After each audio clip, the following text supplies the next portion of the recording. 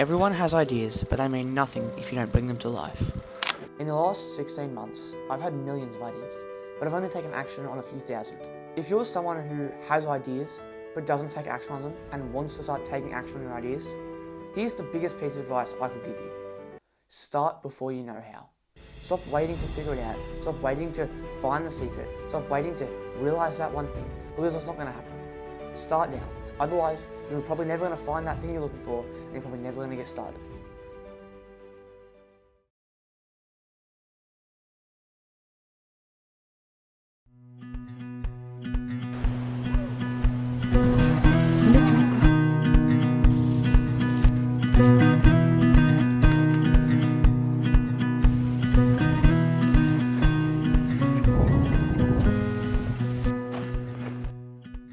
Over the last 2 years, I've realised just how much nature has to offer.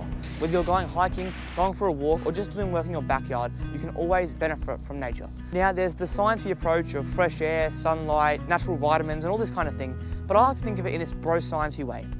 Nature equals natural. Natural equals flow. Flow equals creativity, and creativity equals ideas. Therefore, if you want more ideas, just go outside.